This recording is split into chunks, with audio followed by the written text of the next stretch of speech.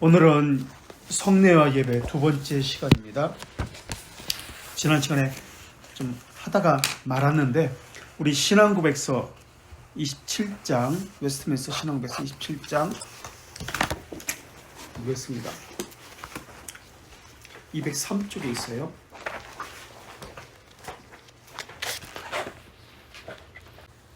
(1항부터) 보겠습니다. 성례는 은혜 언약의 거룩한 표징이며 인으로서 하나님께서 직접 제정하신 것입니다 라고 나옵니다. 하나님께서 직접 제정하신 것, 그리고 그리스도와 그분의 혜택을 상징합니다. 혜택을 상징합니다. 혜택 자체가 아니에요. 상징합니다. 그리고 세 번째, 그분과 우리의 관계를 확언시키고 성례를 통해서 하나님과 우리의 관계가 확인될 수 있다라고 이야기합니다. 그리고 네 번째, 이뿐 아니라 교회에 속한 자들과 세상에 속한 자들 사이에 있는 가시적인 차이점을 나타냅니다.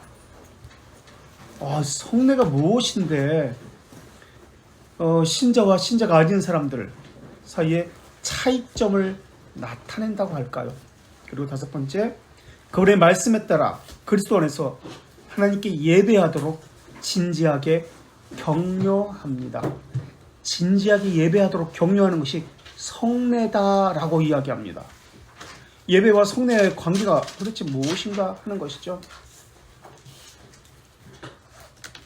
성찬 그리고 세례, 우리는 성례를 이렇게만 알고 있습니다. 그런데 우리가 지난 시간에 배웠듯이 일반 성례라는 것이 있습니다. 하나님의 언약이 담겨져 있는 일반 성례가 있는데 그 일반 성례 속에서 우리가 늘 이 일반 성례는 외적인 가시적인 것이거든요. 그런데 여기서 우리는 언약을 발견해야 된다고 했습니다. 혹시 성찬식을 얼마나 자주 했어요? 매주 했어요? 네. 와, 대단하다. 그렇게 해야 돼요, 원래. 왜? 우선 성례는 은혜 언약의 거룩한 표징이다라고 이야기합니다. 그래서 그리고 하나님이 직접 제정하실 것이라고 이야기하고요. 그리고 그리스도와의 혜택을 상징하는 것이다라고 이야기했습니다. 그죠? 혜택을 받기 위해서 성례가 있어야 된다고 합니다. 그리고 우리의 관계, 하나님과의 관계를 확인하게 하는 것이 성례라고 했습니다. 그리고 네 번째로 세상 사람들과 교인들의 차이를 나타내는 것이 성례라고 했습니다. 그리고 하나님께 바르게 예배드리도록 진지하게 격려하는 것이 성례라고 했습니다. 자, 다시 2항 볼게요. 성례 때마다 영적 관계, 성례적 연합, 관계 연합이 표징과 표징된 것 사이에 존재합니다라고 나옵니다. 그러니까 성례는 상징이라고 아까 1항에서 이야기했죠. 상징인데 표징인데 그것 안에 표징된 것이 있습니다라고 이야기합니다. 표징된 것. 그러니까 성례 안에 표징된 것을 차지한다는 거예요. 그래서 성례가 일어날 때 표징의 이름과 효과는 표징된 것에 기인합니다. 성례의 효과는 표징된 것에 기인합니다 라고 나옵니다. 그러니까 성례에 참석했다, 이것이 효과가 있는 것이 아니라 그 안에 담겨진 언약과 그 안에 담겨진 그 의미에서 효과가 있습니다 라고 이야기합니다. 그리고 3번 3항, 올바른 참된 교회의 표징 뭐죠? 순전한 말씀 선포하고 그 다음에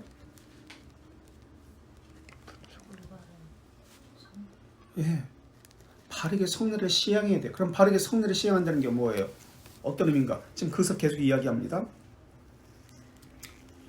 3항, 올바른 사용된 성례들 가운데 또는 그것들에 의해 드러나는 은혜는 그것들 안에는 어떤 힘으로 베풀어지는 것이 아니다.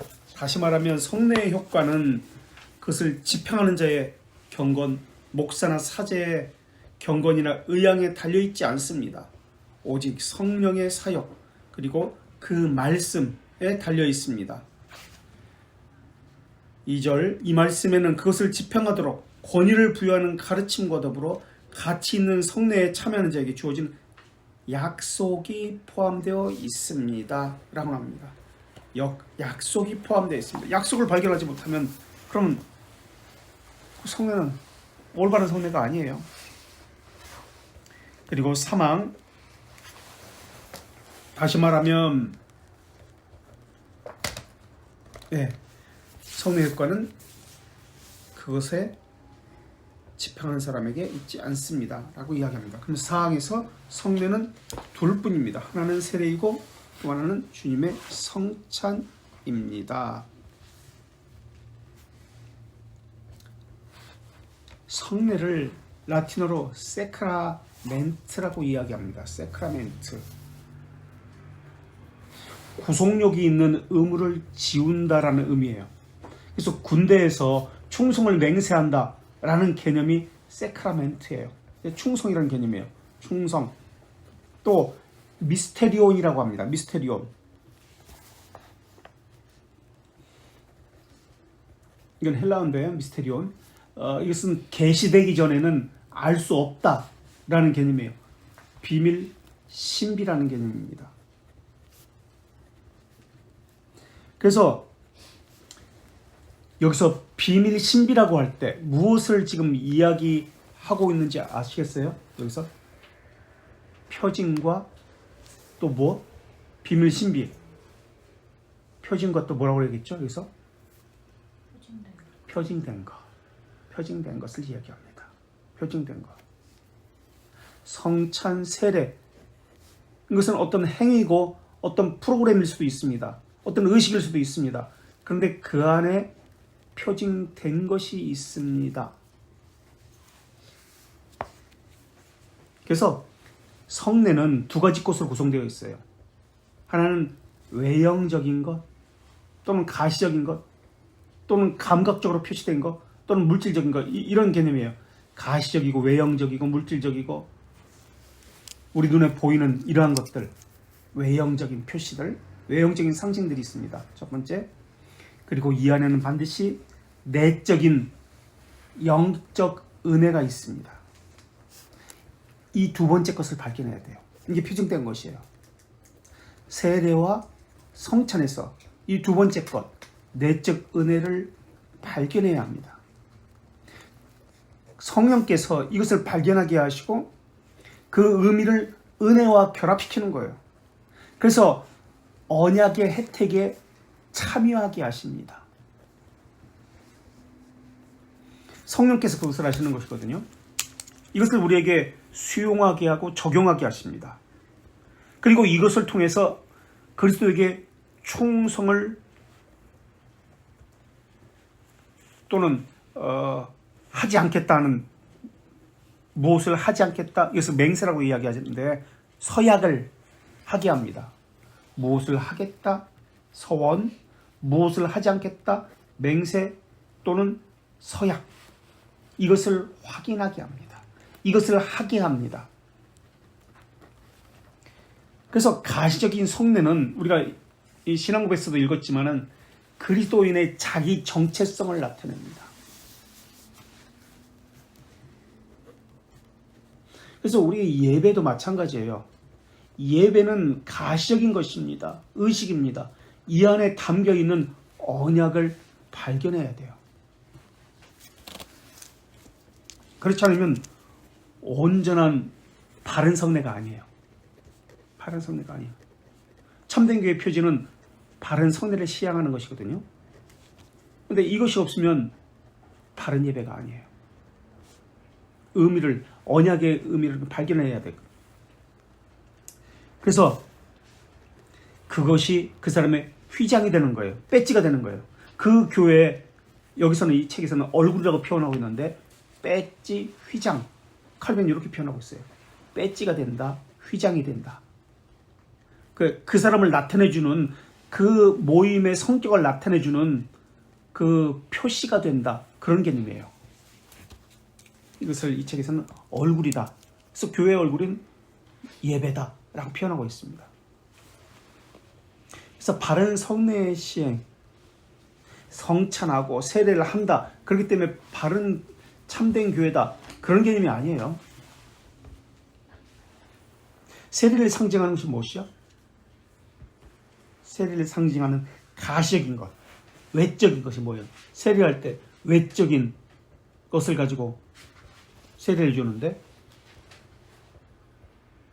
외적인 행위들이 있잖아요. 외적인 것, 가시적인 것, 세례 받을 때 뭘 가지고 줘요? 물이 표징이잖아요. 상징이잖아요. 그러면 물로 뿌리잖아요. 침내는 물 속에 이제 완전히 잠기는 것인데 물이 상징하는 건 뭐예요? 물이 중요한 게 아니라 그것이 말하고자 하는 그 표징된 것이 중요하다고 했습니다. 표징된 것이 뭐예요? 물이 말하고자 하는 것. 네? 물이 말하고자 하는 것이 뭐예요? 성경에서는 물을 무엇을 가지고 이야기하죠? 물의 의미를 어떻게 설명하죠? 물이 상징하는 것은 물은 무엇과 관련될까요? 씻음과 관련돼요. 씻음. 죄들의 청결, 죄들의 씻음.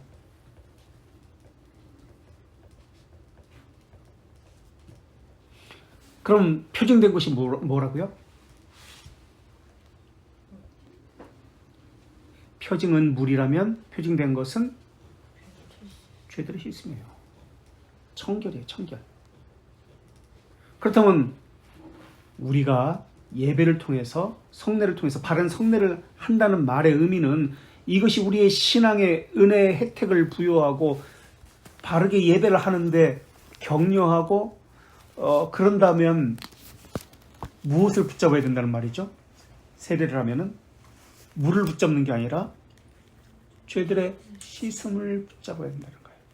그래서 세례를 받았다는 말의 의미는 계속해서 죄들을 죽이기를, 옛사람 죽이기를 합니다 라는 서약을 하는 거예요. 그게 약속, 언약을 하는 거예요.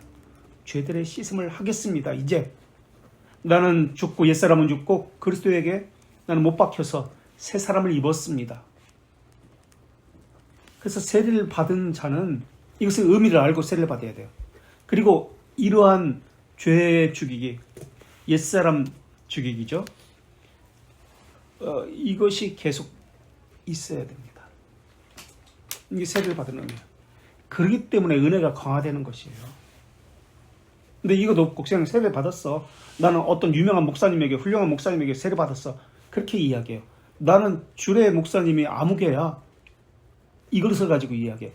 아무런 의미가 없어요. 그래서 언약의 실체 또는 진의 이것을 붙들지 않으면 이거는 우상숭배예요. 미신행위예요. 그래서 가시적인 것과 외적인 것이잖아요. 외적 상징과 은혜는 분리되질 않습니다. 로마 카톨릭은 그 외적인 가시적인 것과 효력이 함께 나타난다라고 이야기합니다. 가시적인 것 안에, 그 상징 안에 능력이 있다라고 이야기합니다. 그 자체에, 그 물 자체에 능력이 있다고 이야기합니다. 그래서 그 자체에, 물 자체에 능력이 있다. 그래서 그 물을 이제 특별하게 구별된 물, 성수라고 이야기하죠. 그죠? 그럼 우리는 물 자체에 능력이 있다라고 이야기하지 않습니다. 그럼 무엇에 능력이 있다고 이야기하냐? 물 자체는 없고 언약에, 그 죄들의 씻음에 대한 그 언약의 능력과 효력이 있다라고 이야기합니다. 그래서 로마 카톨릭은 예전적으로 이것을 신비롭게 만듭니다. 그 자체의 능력이 있다라고 여기기 때문에. 그래서 이 구별을 없애버렸습니다. 표징과 표징된 것은 하나다라고 이야기합니다. 근데 한국교회가 그런 신앙생활을 해요. 표준과 표징된 것은 하나다라는 그런 생각을 가지고 신앙생활해요. 예배 참석하면 안식일을 지킨다는 개념이 뭔지도 모르고 그냥 교회 다니고 주일에 빠지지 않았으면 안식일을 지켰다라고 이야기합니다. 세례를 그냥 물만 이렇게 찌끄린 것을 가지고 세례 받았다라고 이야기하고 성찬에 참여한 것을 가지고 성찬 참여했다, 나는 만족했다 이렇게 이야기합니다. 이거는 성경에서 말하고 있는 것이 아니에요. 로마 가톨릭의 방식이에요. 그러니까 표징과 표징된 것의 구별을 없애버리고 하나로 만들어버린 거예요. 그래서 이 영적인 혜택들은 무엇이 원인이 됐다? 이 가시적 상징들이 원인이 된다라고 이야기하는 거예요. 내가 은혜의 혜택을 받았어. 그럼 은혜의 혜택을 왜 은혜의 혜택을 받았어? 너 복 왜 받았어? 네가 예배 참석 잘했기 때문에, 봉사 열심히 했기 때문에, 교회에서 열심히 섬겼기 때문에 복 받았어. 이 가시적인 것을 가지고 그렇게 이야기하는 거예요. 이건 로마 가톨릭이에요. 성경이 말하고 있잖아요.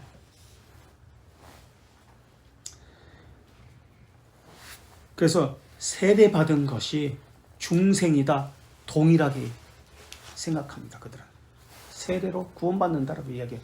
물론 이제 그 구원은 여러 가지 구원이 있지만 어쨌든 성례제차는 능력이 없습니다. 성례제차는 효력이 없어요. 언약을 붙들어야 돼요. 성례를 바르게 사용해야 합니다. 예배를 바르게 드려야 합니다. 온전하게 예배 드려야 됩니다. 하나님께서 지정하신 대로 하나님이 말씀하고자 하는 것은 그 언약이거든요. 하나님의 은혜를 성령께서 그 언약을 통해서 우리에게 넘겨주신다고 약속했습니다. 그래서 우리가 하나님의 것이라는 이 휘장, 배지, 이게 성례입니다. 근데 성례에서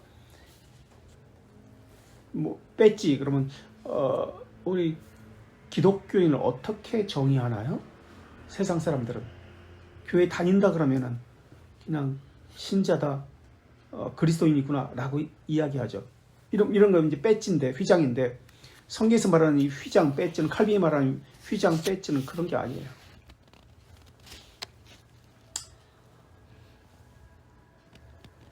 행해진 성례는 받는 자와 상관없이 그냥 행했기 때문에 효력이 있다, 은혜 받는다. 요게 무슨 논이라고 하는지 아세요? 무슨 논? 무슨 논? 오프스 오페라툼, 사효론입니다. 사효론. 그러나 우리는 사효론이 아니라 무슨 논? 그 프로그램에 의식이 참여했기 때문에 효력이 있고 은혜를 받는 것이 아니라 어떻게 우리는 무슨 논이라고 그러죠 이것을? 어디에 효력이 있다고 그렇게 하나요? 무엇에 의해서? 은효론, 은혜로 효력이 있습니다. 은효론입니다. 사람에게 효력이 있다라는 것은 사람이 인자 써가지고 인효론. 근데 우리의 신앙생활은 사효론적으로 하고 있어요. 또는 인효론적으로 하고 있습니다. 보통 훌륭한 목사님의 설교를 들으면 은혜 받는다. 어떤 교회에 참석하면 은혜 받는다. 효력이 있다. 내가 무엇을 하면 복을 받는다. 이런 식으로 생각해요. 아니에요. 은혜예요. 은혜. 은효론. 이것을 다른 말로 뭐라고 할까요? 다른 말로? 다른 말로 뭐라고 할까요? 은혜로 라는 말을 다른 말로?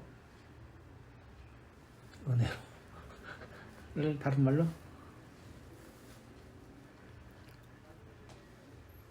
여러 가지 말로, 다른 말로도 표현할 수 있는데, 믿음으로 말미암아, 이신이란 말이거든요. 이신, 행위를 배제합니다 라는 뜻이에요. 이신, 믿음으로 말미암아, 이신.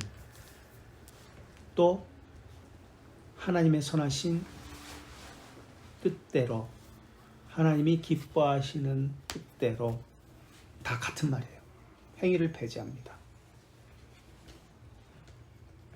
이신이라는 말, 은혜라는 말입니다. 또 선물이라고도 표현할 수 있습니다. 하나님의 선물입니다. 은효론. 그래서 은혜를 주는 것은 주는 자의 경건도 아닙니다라고 신앙고백서에 이야기하고 있어요. 은혜를 주는 자, 베푸는 자의 경건이 아닙니다. 그러니까 의식을 베푸는 자의 경건에 의해서가 아닙니다. 자, 오직 성령의 사역에 의해서만 은혜가 베풀어집니다. 근데 성령님은 언약을 통해서, 이 표징된 것을 통해서 은혜를 결합시켜 우리에게 주십니다. 이렇게 나오는 거예요. 그러니까 예배에서 언약을 발견하지 못하면 사유론 되는 거예요. 사유론. 예배 순서 하나마다 언약적인 그 표징된 것, 의미가 다 있어요. 찬송도 그렇고 기도도 그렇고 예배 순서, 이렇게 하나님의 예배로의 부르심 이것도 있고 예배의 응답 뭐 이런 거 하나하나 다 있습니다. 축도도 마찬가지고 언약에 담겨 있어요. 근데 그런 거 생각 없이 그냥 예배만 참석했잖아요. 그죠? 우상숭배예요. 그리고 나는 바르게 예배했다, 온전히 오늘 주일 지켰다, 그렇게 생각했을 거 아니에요.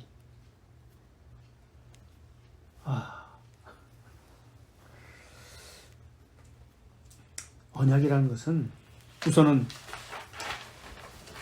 참여라는 뜻을 가지고 있습니다. 참여라는 뜻을 가지고 있습니다. 참여한다. 그러니까 참여. 그러니까 무엇에 참여하냐면 하나님의 자비하심에 참여합니다. 이것은 몇 원인? 1원인. 다른 말로 유한 원인 또는 효과적 원인. 하나님이 세상을 이처럼 사랑하사. 제1원인 또는 제2원인, 제1원인 또는 효과적 원인 또는 유한 원인. 제2원인은 뭐예요? 하나님이 세상을 이처럼 사랑하사 그 다음 독생자를 주셨으니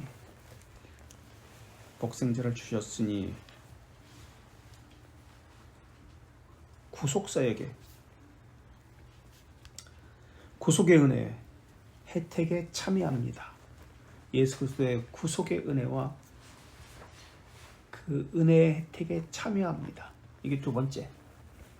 이것을 제2원인 또는 실제적 원인. 그리스도의 구속 은혜에, 구속사역의 은혜에 참여했습니다. 이게 언약의 개념이고요. 또 이것을 우리에게 적용하고 수용하게 하시는 분이 성령님이시죠. 제3원인은 뭐예요? 믿음으로 수단적 원인 또는 도구적 원인이라고 합니다. 하나님이 세상을 이처럼 사랑하사 독생자를 주셨으니 세상을 이처럼 사랑하사 1원인, 유한 원인, 효과적 원인, 독생자를 주셨으니 구속사에게 은혜에 우리는 참여합니다. 제2원인, 실제적 원인, 독생자를 주셨으니 믿음으로 말미암아 제3원인, 이것은 수단적 원인, 도구적 원인. 그래서 어떻게 되죠? 거기에 대한 결과는 하나님이 세상을 이처럼 사랑하사 독생자를 주시니 그를 믿는 자마다 영생을 얻게 하려 하십니다.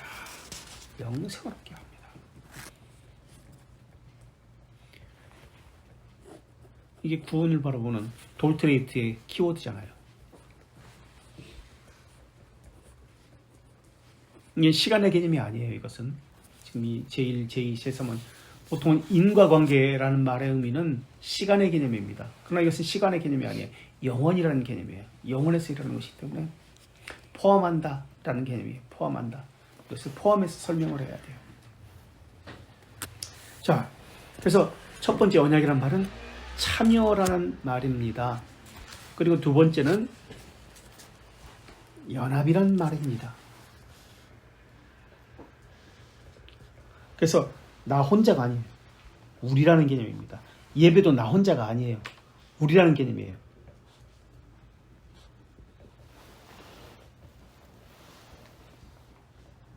그래서 나 혼자만 잘했다, 나 혼자만 그런 거 없어요. 살펴야 돼요. 다른 지체도 함께 살펴야 됩니다. 다른 지체가 못하고 있거나 부족하거나 이럴 때 그것은 내 책임이에요. 우리 함께 책임이에요. 그래서 함께 챙겨야 됩니다. 그래서 주기도문에서도 하늘에 계신 내 아버지가 아니에요. 우리 아버지예요. 관계를 이야기해요. 관계적 기도. 연합이라는 개념을 생각해야 돼요. 우리가 모두가 함께.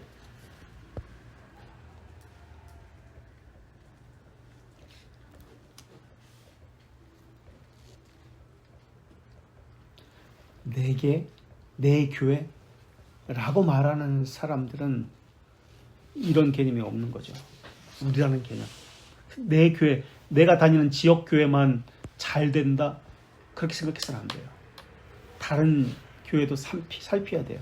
우리이기 때문에, 한 교회이기 때문에. 그래서 우리는 이제 선교헌금도 하고 있죠. 우리도 그렇게 우리보다 우리 교인이 3명 있었을 때 교인이 1명도 없던 부부 둘이서 그렇게 예배하던 그 교회로부터 우리는 도움을 받았어요. 2년간. 그래서 우리는 그거 잊지 말아야 돼요. 늘. 자, 우리는 대통령을 뽑을 때 지난번에 한 번 이야기했지만 내 교회에 국회의원을 뽑을 때 기독교에 더 누가 유익이 되는가 이것을 가지고 뽑잖아요. 그래서는 안 돼요. 이거는. 공공의 선을 위해서 그들이 무엇을 할 수 있는가 이것을 가지고 뽑아야 돼요. 근데 우리는 이기심이 가지고 있기 때문에 교회에 무엇이 누가 더 도움이 될까 이런 것을 가지고 장로 대통령 한번 해야지 이런 식으로 해가지고 전 교인이 기도하고 이렇게 하죠. 이렇게 하면 안 돼요. 그리고 이제 두 번째는 연합이라는 개념이었고요. 첫 번째는 참여라는 말이었고 두 번째는 연합이라는 개념이었고 세 번째는 언약은 표징이 있다는 말입니다. 표징이라는 것은 가시적이고 외형적이고 물질적인 것입니다. 물질이 꼭 아닐 수도 있습니다. 어떤 의식이나 프로그램일 수도 있습니다. 그래서 표징이 있다는 말입니다. 그래서 언약은 표징이 있기 때문에 물질적이고 가시적이기 때문에 또는 물질이 아닐 수도 있기 때문에 시대마다 다르게 나타날 수 있습니다. 그래서 시대마다 다르게 나타나는 것 이것을 일반화시켜서 모두에게 적용시키면 안 됩니다. 예를 들어서 구약시대에 하나님의 언약은 일반 성례는 어떤 것들이 있어요? 일반 성례는 어떤 것들이 있었나요? 언약이 있는 일반 성례는 어떤 것들이 있었어요? 구약시대 할례도 언약이 있어요. 할례가 지금의 세례 개념이죠. 죄들의 용서에 구별이라는 개념이에요. 또 어떤 것들이 있어요?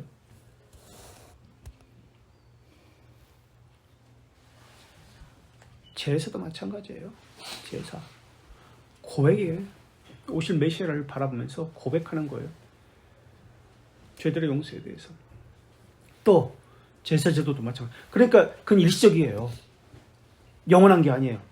가시적인 것이기 때문에 상징적인 것이기 때문에 그 시대에 맞게 주어진 일시적인 거예요.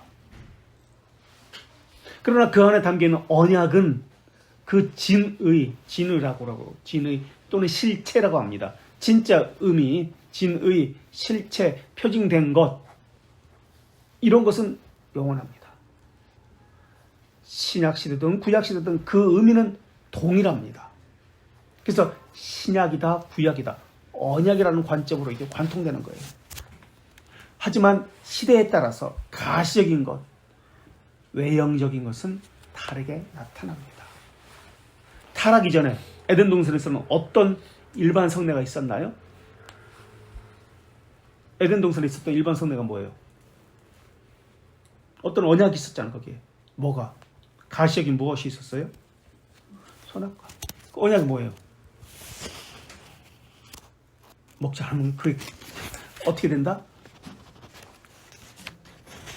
먹지 않으면 죽는다? 먹으면 죽는다. 왜? 먹지 않으면 영생을 얻는다. 평생 살다. 복을 받는다. 뭐 그런 개념이잖아요. 응? 또 선악과 말고는 생명나무도 있었죠. 또 어떤 것들이 있었어요? 구약에. 일반 성례 개념들.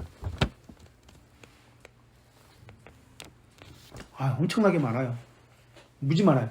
모든 구약에 이제 하나님의 관계된 이것들은 언약이라는 개념으로 늘 나타납니다. 언약의 핵심적인 것은 구약과 신약도 동일한데 그 언약의 핵심이 무엇일까요? 언약의 핵심. 언약의 핵심. 언약의 내용 그럼. 언약의 내용. 동일합니다. 구약 시대든 지금이든 앞으로도 동일합니다. 언약의 내용은 핵심 내용은 뭘까?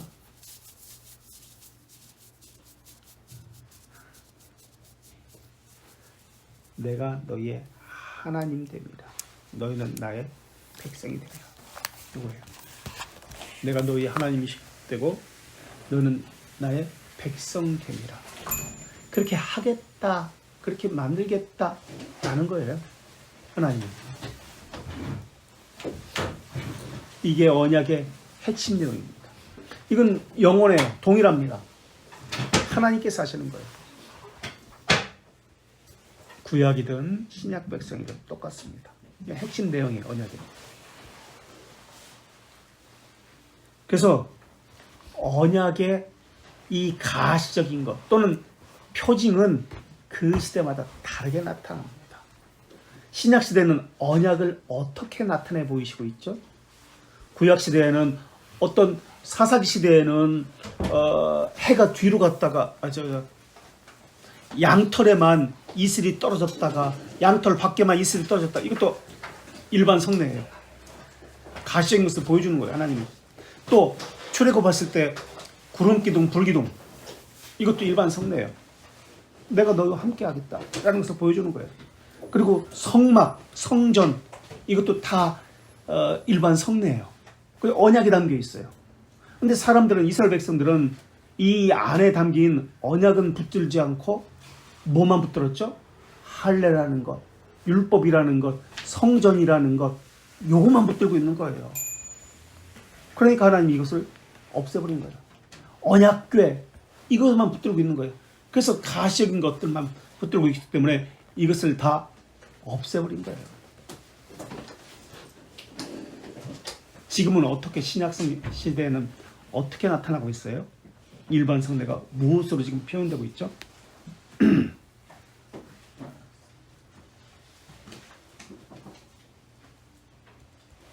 어떻게 은혜를 받아요?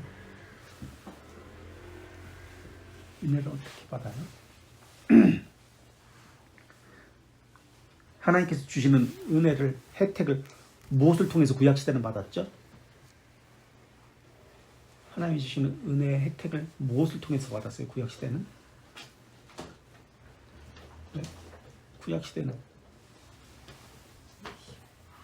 네?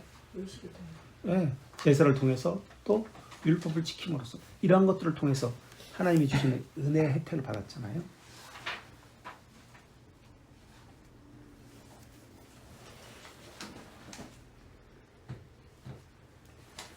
그래서 언약이라는 개념이 참여라는 말, 연합이라는 말, 표징이 있다는 말, 이 세 가지를 통해서 언약의 개념이 예배 가운데 나타납니다. 그래서 우리를 언약 공동체라고 이야기합니다.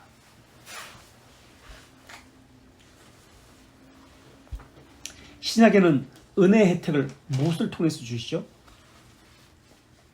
하나님께서 주시는 은혜의 혜택을 어떻게 줘요? 우리가 제사 드려요? 소를 잡아가지고 드리는 거 아니잖아요. 양을 잡아가지고 드리는 거 아니에요. 그럼 어떻게 은혜의 혜택을 주셔요? 신약시대는?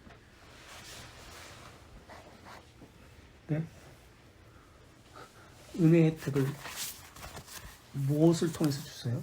은혜를 어떻게 은혜 받게 하세요? 무엇을 통해서? 예? 예?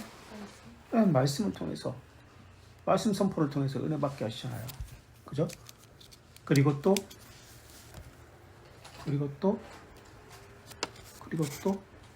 말씀 선포를 통해서 아까 했던 거, 그리고 또 바른 성령의 시행, 그리고 또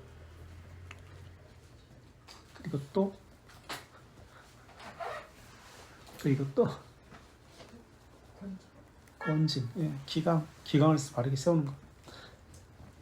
이것을 통해서 참된 교회의 표징이잖아요. 이것을 통해서 은혜의 혜택을 주시죠. 찌빙글리가 우리 마하보로 회담에서 배웠잖아요. 찌빙글리의 성찬론에 대해서. 찌빙글리의 성찬은 상징으로서의 성찬이 아니에요. 그것이라보다는 말씀 중심의 예배를 강조하기 위해서 사용된 것이 상징설이라는 개념이에요. 말씀 중심, 그러니까 언약을 이야기하기 위해서 말씀을 통해서 우리에게 은혜의 혜택을 주시잖아요. 그래서 이것을 강조하기 위해서 사용한 것이 상징입니다. 그런데 로마 가톨릭은 반복적인 희생 제사를 통해서 은혜를 받는다고 이야기하죠. 그죠? 반복적 희생을 통해서. 이게 뭐죠? 무슨 설? 무슨 설이에요? 이것은 미사라고 이야기하는데 반복적인 희생이 나타나요. 그래서 미사에는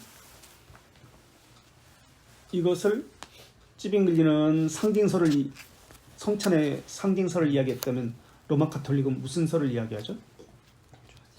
화채설을 이야기하죠. 네. 그리고 루터파는 공제설을 이야기하죠. 물론 로마 가톨릭의 화채설은 그 의도는 이해할 수 있습니다. 실제적으로 예수 그리스도의 몸과 피가 우리가 존경해야 되고 경외심을 가져야 된다라고 하는 그 의도는 우리가 알 수 있습니다. 그런데 거기서 그치는 것이 아니라 그 예수 그리스도의 대리자다, 무흠한 대리자가 있다, 그게 교황이다, 이것을 말하기 위해서 화채설을 지금 들고 있다는 게 문제입니다. 그래서 그것을 변하게 하는 사람이 교황이라고 여기고 있잖아요. 화채설. 그것을 그 교황이 사제가 이렇게 축성하면은 그게 효력이 나타나게 변하잖아요. 아까 성수도 맨 처음에 이야기했죠.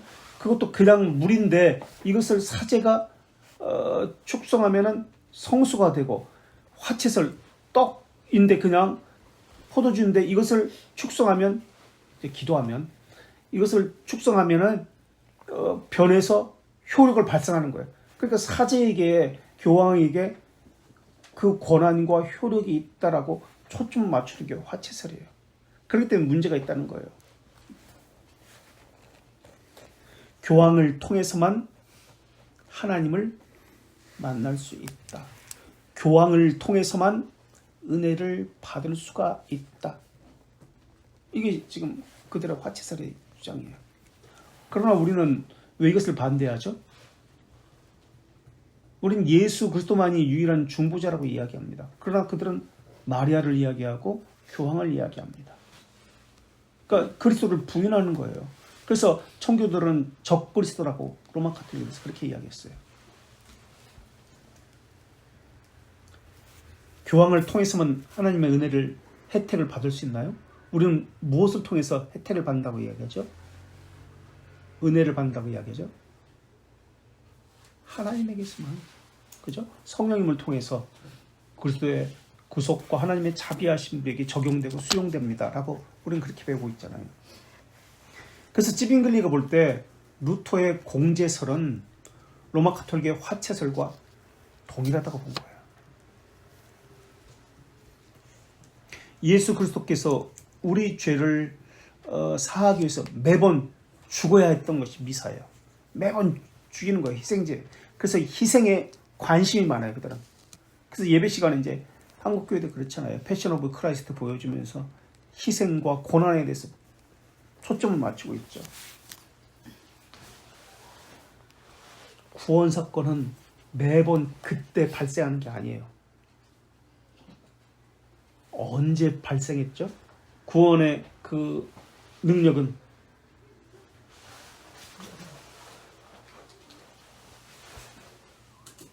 언제 발생한 거죠? 구원의 능력은 영원이에요, 영원.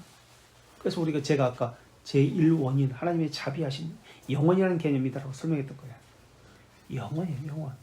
다만 그 영원이 시간 가운데, 공간 가운데 그 은혜가 시간과 공간 가운데 우리에게 나타난 거예요. 하나님의 때. 이게 제2원인, 제3원이에요. 그래서 제1원, 2, 3 이것을 잘 개념 정리가 되어서 포함하고 있습니다라고 영원에서 일어난 것인데 나타나는 것은 하나님이 정하신 때, 시간 안에, 공간에서 이미 일어난 거예요. 구원은. 그런데 우리에게 드러나고 우리가 인식한다는 개념에서는 지금 또는 어느 시간에, 어느 때, 그때 나타나는 거예요.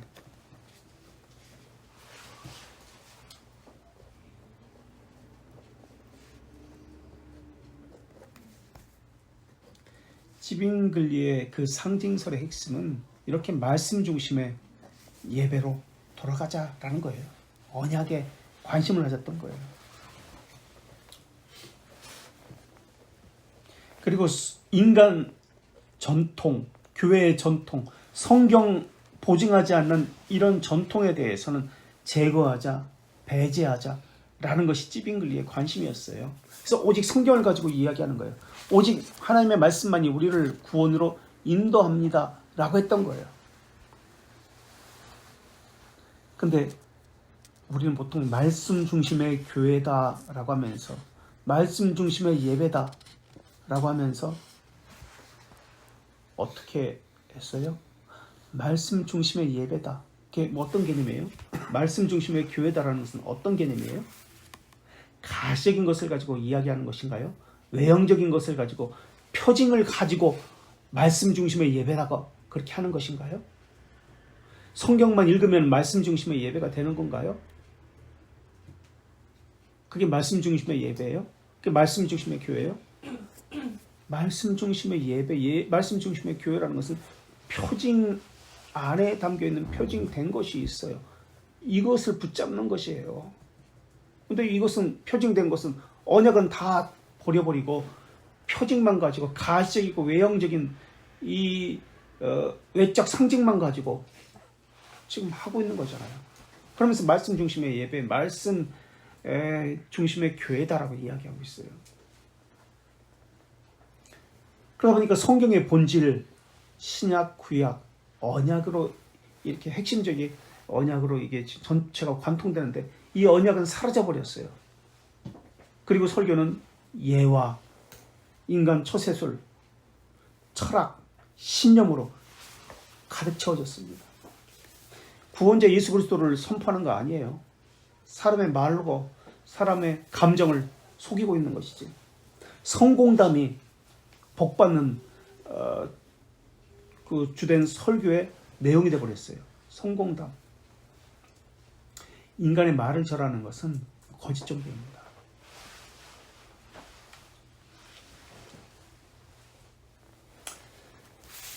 어떤 예배를 드렸나요, 지금까지?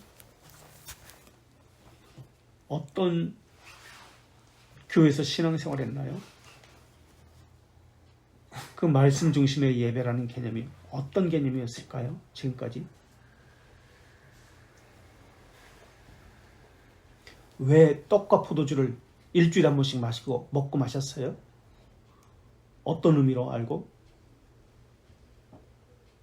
그것이 의미하는 바가 무엇인지 알고 있었나요?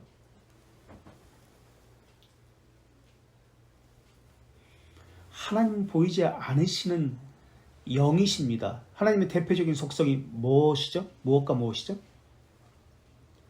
대표적인 하나님의 속성, 보통 이야기할 때 뭐예요? 하나님의 대표적인 속성 영이시다 하고 또 영이시다, 아니면 또 영으로 또 시작하는데 뭐 있죠? 영원. 네. 영과 영원이잖아요. 이게 대표적인 속성이잖아요. 영이신데, 영원이신데, 영과 영원이신 그분이 어떻게 가시적인 물질 안에 갇히십니까?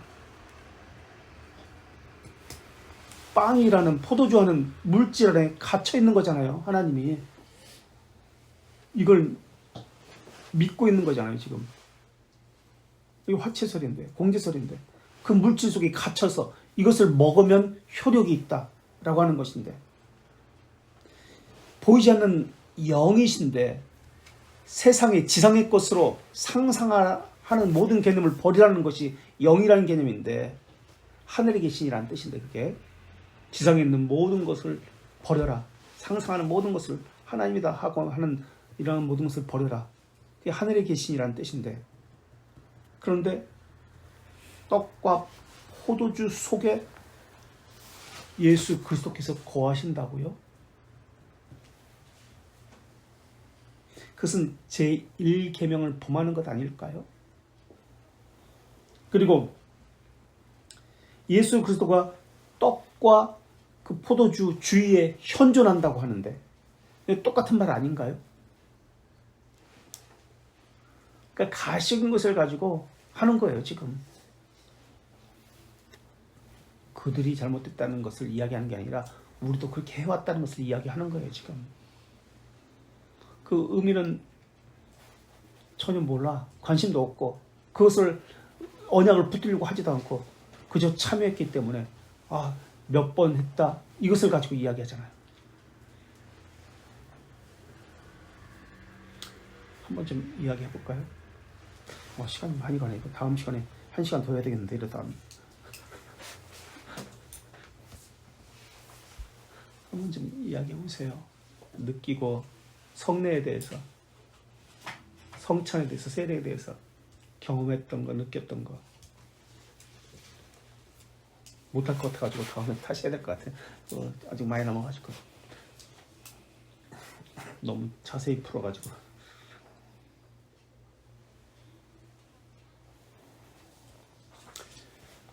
하나님이 세우신 기관이 3가지가 있습니다. 무엇이죠? 교회가 물론 있고 국가, 가정이 있습니다. 국가를 정의할 때 어떻게 정의하냐면, 공통된 역사와 같은 특정 지역에 모인 사람들의 집합체라고 정의합니다. 같은 문화는 아닐 수도 있어요. 어떤 특정 지역에서 공통된 역사를 가진 사람들의 집합체를 국가라고 정의합니다. 그들이 공통적으로 가지고 있는 것에 의해서 결합되었다라는 개념이 국가예요. 무엇에 의해서? 같은 지역이라는 개념에서. 어떤 데는 같은 언어, 어떤 데는 물론 언어가 다를 수도 있습니다. 같은 문화를 가질 수도 있고요. 같은 역사를 가질 수도 있고요. 유대 백성에게 공통점은, 그들을 하나로 결속하는 것은 무엇이었죠? 그들을 하나로 결속했었던 것, 실제로는 언약입니다. 언약이에요. 그런데 그들은 언약을, 그러니까 가시적인 것, 표징된 것을 발견한 것이 아니라 가시적인 것 가지고, 표징만 가지고 하나로 그들은 결속시켰어요. 예를 들면 할례다, 율법이다, 성전이다, 이것을 가지고 자기들이 하나로 결속했습니다. 우리를 결속시키는 것이 무엇일까요? 우리를 하나로 결합시키는 것이 무엇일까요? 하나된 교회를 이야기하잖아요. 하나된 믿음을 이야기하고, 한 성령을 이야기하고, 한 주를 고백하잖아요. 우리를 하나로 결속시키는 것은 무엇일까요?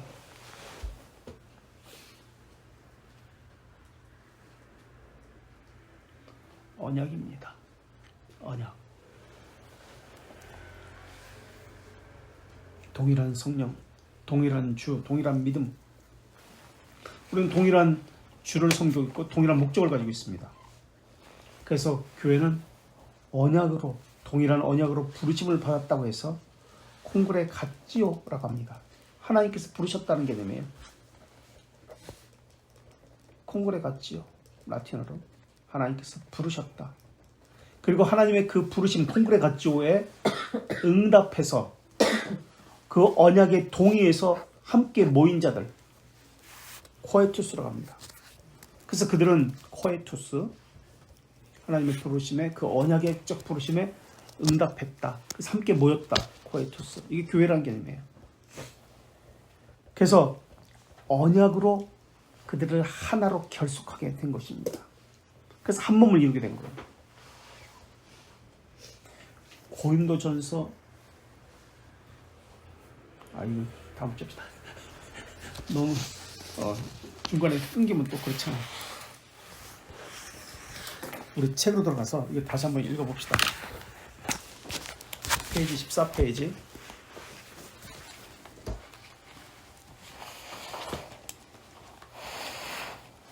개혁교회의 예배는 언약적이다. 한 몸이라. 그러니까 하나다. 이것으로 결속시켰다는 그런 개념이죠. 언약으로 결속시켰습니다. 일방적입니다. 편무 언약이에요. 언약은 쌍방간의 언약인데 하나님의 언약은 일방적인 하나님 편에서 하는 일방적인 언약. 그래서 편무 언약적 성향이 강합니다. 그래서 다른 민족으로부터 세상으로부터 빼내어서 분리된 이스라엘 백성을 거룩한 백성이라 칭하십니다. 그래서 민족 자체가 구별되었고요. 예배 자체가 구별되었다라는 것을 이야기합니다.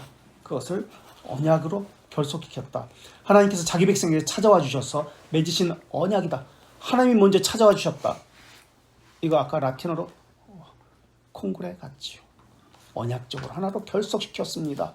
맺어주셨습니다. 하나님이 먼저 오신 거예요. 그래서 예배에도 하나님이 먼저 오신 부분이 있습니다. 그래서 우리가 지난 시간에 찾아봤죠. 하나님이 먼저 우리에게 찾아오시는 부분이 있고 코에투스, 그것에 응답해서 언약에 의해서 우리가 결속되었습니다. 그래서 우리의 응답 부분 아래로부터의 그 예배 순서가 있습니다. 찾아봤죠 지금 시간에. 그죠? 안 찾아봤나요? 찾아봤죠? 몰라요? 여기 페이지 몇 페이지죠?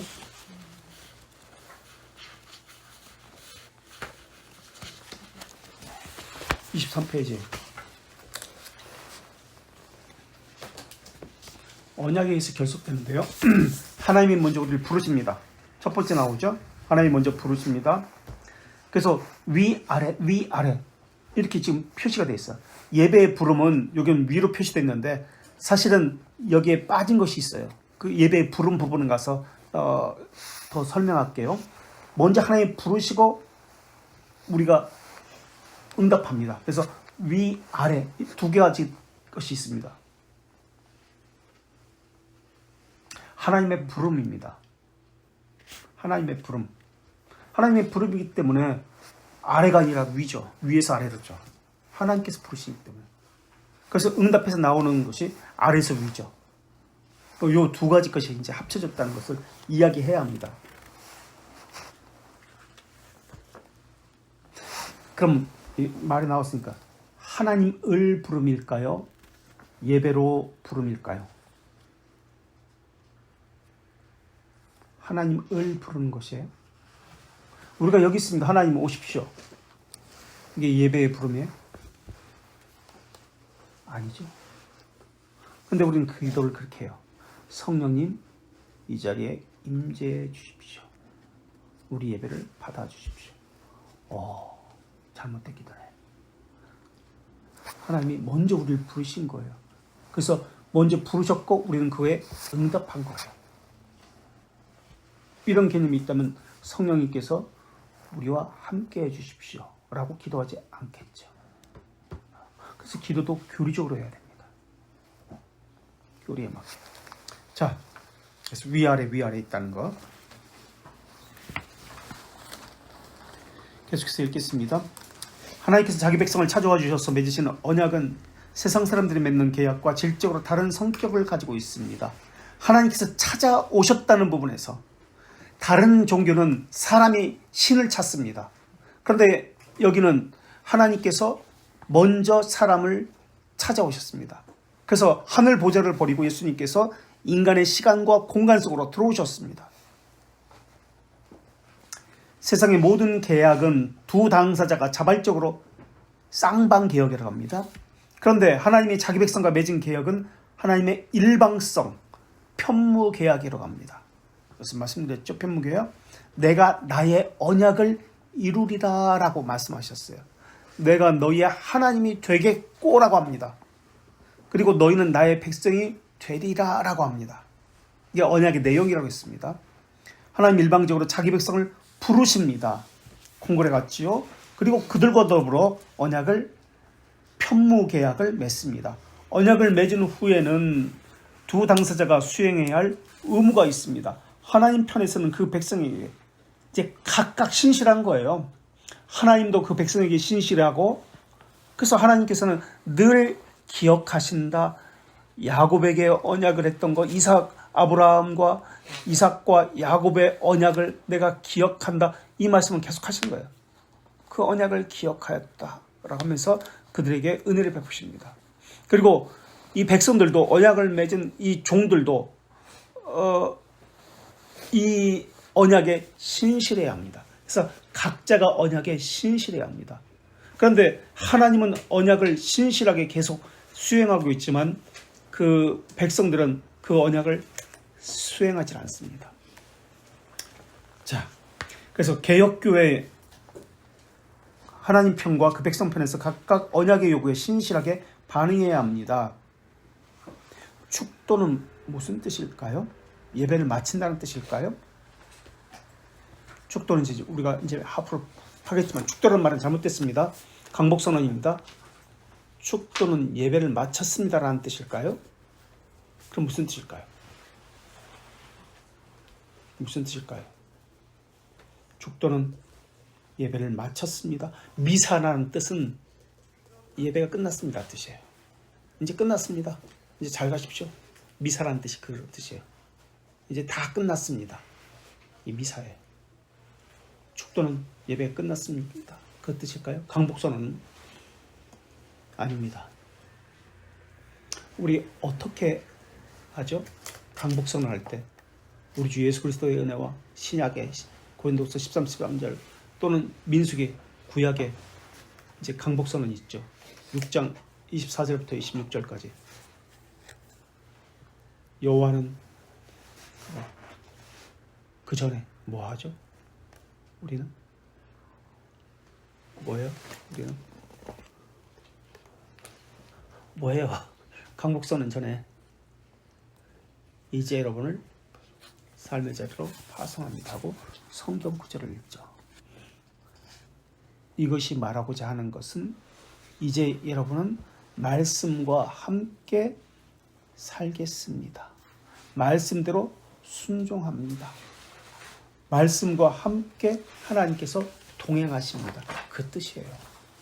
그게 강복선언이에요. 이제 여러분은 혼자가 아닙니다. 하나님께서 말씀으로 여러분을 지킬 것입니다. 하나님이 여러분과 말씀과 함께 여러분의 삶에서 함께 사실 것입니다. 그 뜻이에요. 강복선언. 예배 끝났다는 뜻 아니에요. 그래서 하나님과의 교제가 삶에서 계속될 것입니다.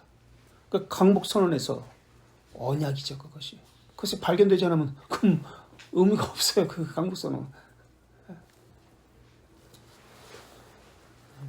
언약적 의미가 들어있어요. 다 거기에.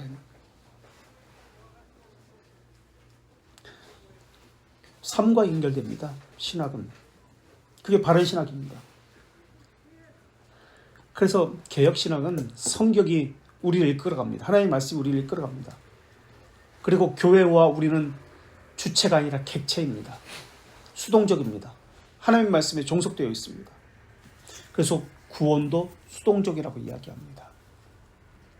우리가 쟁취하는 거 아니에요. 그래서 성경이 주체가 되어서 우리는 늘 성경에 의해서 교회도 그렇고 우리도 그렇고 개혁되어야만 합니다. 수정되어야 하고 계속 고침을 받아야만 합니다. 그게 개혁된 교회입니다. 리폼드 처치예요. 성경이 주체가 됩니다. 자, 계속해서 언약 순서 하나에 언약적인 요소가 면면이 녹아 있습니다. 예배 요소와 순서를 통해서 하나님께서 자기 백성을 찾아오신 부분들과 아까 말씀드렸죠. 하나님께서 먼저 찾아오는 부분이 있었다고. 또 찾아오신 하나님께 대해서 그 백성이 응답하고 그분과 교제하는 모습이 분명히 드러납니다. 이것도 찾아봐야 되는데 시간이 지났지만 그래도 찾아봅시다. 하나님이 말씀하시고 찾아오시는 부분이 우리 23페이지 다시 가서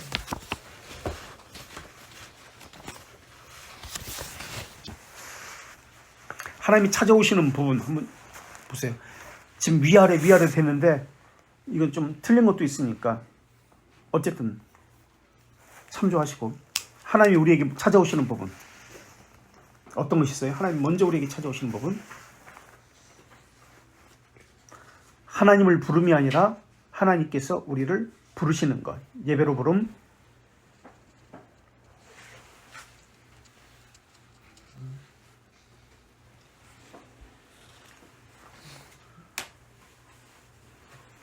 그래서 찾아오셔서 하나님께서 말씀을 주시죠. 기원이 뭘까요? 기원 기도하는 건가요?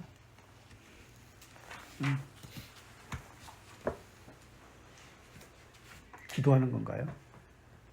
처음에 예배 시작할 때 어떻게 예배 처음 각 교회 상황을 제가 잘 몰라요.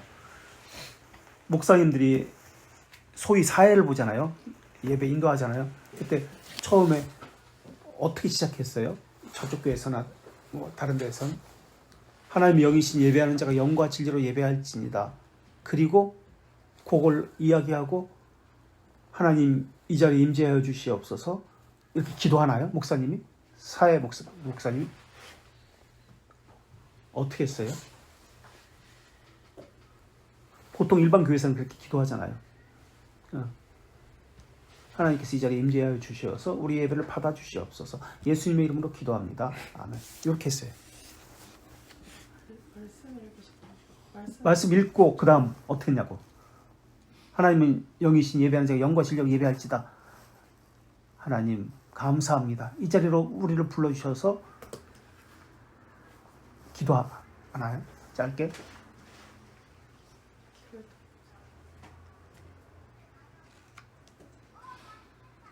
하나님께 주신 말씀인데 넘어갑시다. 이 기원 가서 할 거예요. 기원. 자, 그 다음. 네? 또 하나님께서 먼저 찾아오시는 부분 또 찾아보세요. 우리 로마서 1장 7절을 읽어요.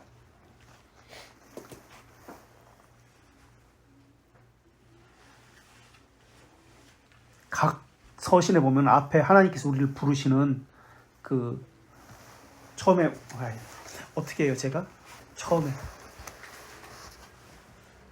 어떻게 해요? 축도처럼 손을 들죠. 보셨죠? 기도라고 생각했죠. 그래서 눈 감죠. 눈을 감았으니까 못 봤겠지. 기도가 아니에요. 하나님이 말씀 내려주시는 거예요. 근데 기도라고 우리가 올리는 거라고 눈을 감고 기도하잖아요. 아니에요. 하나님이 말씀이 우리에게 오시는 거예요. 하나님이 임재예요. 하나님이 우리를 부르시는 거예요. 그래서 말씀으로 하는 거예요. 그래서 로마서 1장 7절, 뭐 빌립보서 1장 뭐 4절, 뭐 에베소서나 이렇게 합니다. 어쨌든 그 기원. 자, 그리고 나서 요 순서에 지금 이해하면은 또 하나님께서 오시는 부분은 뭐예요? 어떤 게 있어요? 그 다음에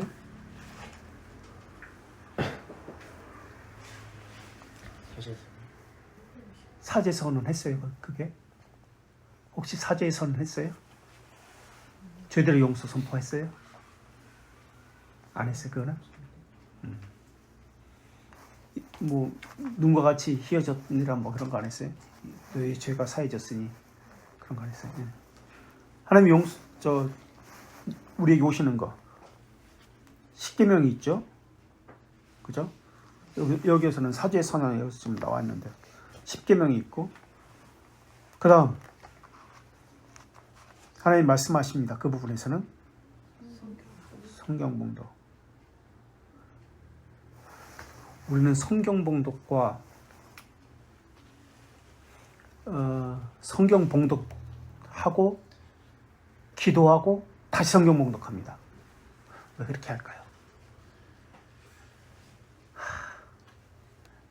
이상하다는 생각 안 해보셨어요? 왜 매번 똑같은 것을 왜 똑같이 읽지? 성경 봉독이 이미 했는데 기도하고 또 합니다. 성경 봉독을. 생각 안 해보셨어요? 궁금했어요? 매번 해요. 매번 똑같이. 설교는 무엇일까요? 성경 봉독부터 설교입니다. 하나님의 말씀이 주어지고 이것에 대한 해석입니다. 그부터 해야 돼요. 떨어지면 안 돼요. 그 설교예요. 하나님의 말씀이 없는데 어떻게 해석을 해요? 그래서 설교, 성경 봉독이 붙어서 하나님께서 주시는 거예요. 우리 이 책하고는 좀 다릅니다. 어쨌든 그리고 나서 이제 그에 대해서 응답성을 합니다. 그 다음에 세례 성찬하고 우리는 헌금은 앞에서 해야죠. 그 다음에 강복선언을 하죠. 강복선언도 이제 하나님께서 우리에게 주시는 것이에요. 기도가 아닙니다. 근데 기도라고 생각하고 눈을 감고 있죠. 감고 있으면 안 돼요. 감고 있어도 물론 됩니다만은 봐야 돼요. 이게. 자, 다시 돌아가서 페이지 14페이지 가서 찾아오시는 부분이 있고 반응하고 교제하는 모습이 드러납니다. 교회는 하나님으로부터 먼저 받습니다. 콩고레 같지요. 그 다음에 하나님으로부터 받은 것을 하나님께 올려드립니다. 코에투스. 그래서 주고받고 하는 것이 계속됩니다. 그래서 우리 예배 순서 보면은 하나님이 내려오시고 우리에게 은혜를 주시고 우리는 응답하고 주고받고 위아래가 그렇게 순서대로 되어 있어요. 이 책하고는 좀 다릅니다. 그런 순서에서 한번 우리가 해나가면서 이것을 해가면서 보겠습니다. 기독교 예배는 다른 모든 종교 예배와 구별되는 언약의 성격을, 그래서 이것을 은혜의 성격은, 은혜는 아까도 말씀드렸죠. 하나님의 선물이다. 하나님의 뜻대로 주권이다. 영원이다. 언약의 성격을 지니고 있습니다. 그래서 언약을 발견하지 못하면 그것은 잘못된 예배다. 우상숭배다. 미신이다. 라는 거예요. 우리 창세기 17장 7절과 9절 한번 뒤에 성경이 있어요. 마지막으로 찾아볼게요. 몇 번 주세요. 창세기 17장 7절에서 9절. 누가 한번 큰 소리로 읽어주세요. 창세기 17장 7절에서 9절. 창세기 17장. 다 앉아. 그래요. 다 드려요. 창세기 17장 7절에서 9절입니다. 한번 읽어주세요. 크게. 제가 읽을까요? 17장 7절에서 9절. 내가 내 언약을 세워 내가 내 언약을 나와 너 및 내 대대 후손 사이에 세워서 영원한 언약을 삼고 너와 너의 후손의 하나님이 되리라. 지금 아브라함에게 있는 후손까지 언약을 맺는 거예요. 그리고 내가 너의 하나님이 되겠다. 너의 후손의 하나님이 되겠다라고 합니다. 8절. 내가 너와 내 후손에게 내가 거주하는 이 땅 곧 가나안 땅을 주어 영원한 기업이 되게 하며 나는 그들의 하나님이 되리라. 9절. 하나님이 또 아브라함에게 이르시되 그런즉 너는 내 언약을 지키고 너의 후손도 대대로 지키라. 10절에 그러면서 너희 중 남자는 다 할례를 받으라. 이것이 나와 너희와 너희 후손에게 지킬 내 언약이다. 언약의 표다. 가시적인 상징적인 것이다. 라고 이야기합니다. 그래서 보면서 언약을 기억하라. 하나님 일방적으로 하는 거예요. 그 후손들에게, 아직 태어나지도 않은 후손들에게도 언약이 영원한 언약이다라고 하십니다. 그래서 예배에는 언약이 녹아 있습니다. 언약을 발견해야 돼요. 언약을 발견하지 못하면 그 예배는 잘못된 예배예요. 순서 안에 언약이 있습니다. 그리고 하나님 우리에게 언약을 지킬 것을 요구하십니다. 늦지 마세요. 늦으면 다른 사람의 시간을 빼앗는 것, 다시 말하면 살인하는 겁니다. 시간은 생명입니다. 그렇기 때문에 다른 사람의 시간을 빼앗는 것은 살인입니다.